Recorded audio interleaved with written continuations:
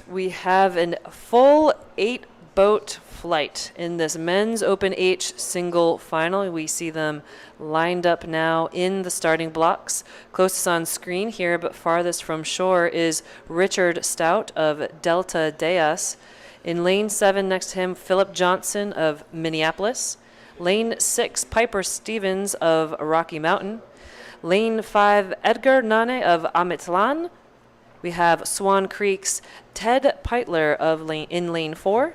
Lane 3, Richard Anderson of Detroit. Alexander Community's Jamie Rubini in lane 2, and Bill Lepard representing Independence in lane 1.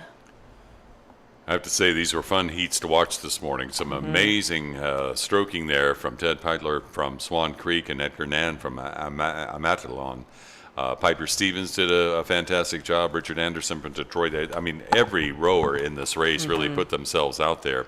But out there right now, early, Richard Anderson from Detroit and Ted Peitler from Swan Creek.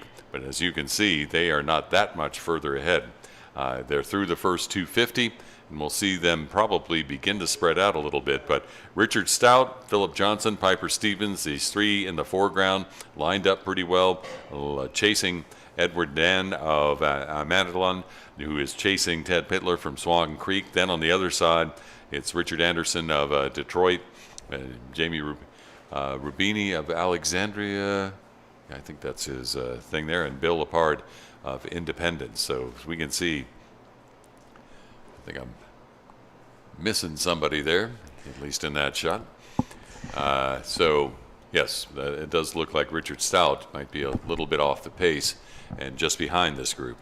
Indeed, there's a lane, about number 7 there, down in there. So, Philip Johnson, Piper Stevens, Edgar Nan, all chasing Ted Peitler and Richard Anderson.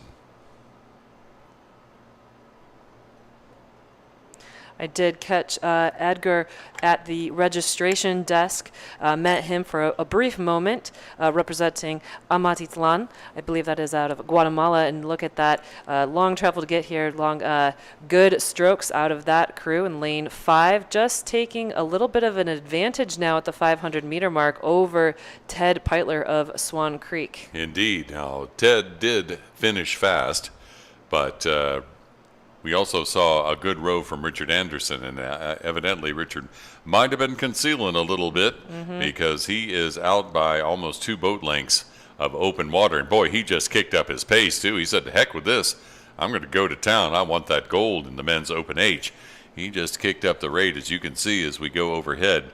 Richard Anderson from Detroit in lane 3, trying to make a little bit of space and maybe fend off some of that competition. You can see how far he got in front of Ted Peitler from Swan Creek right there. But I think he felt that pressure more from Edgar Nan. Absolutely. Edgar Nan won his heat, the Heat 2, coming into this final with a time of 4:12. Richard Anderson second in that and 4:17. And Ted was reserving a little bit, and he came in with a time of 4:28. So interesting battle there coming out of the heats and seeing how they laid down their strategies here in the final. So we're looking at Richard Anderson out front with close pursuit from Edgar Nan. And then both Ted Peitler and Philip Johnson from Minneapolis there in lane 7. He's right up there with Ted, so there might be a battle for that bronze medal when they come down to the line. They are inside 250 to go. We'll see if Edgar has something that he will share with Richard, but Richard, he ain't waiting. He just picked it up and is beginning to haul. Edgar sees that. He's doing the same.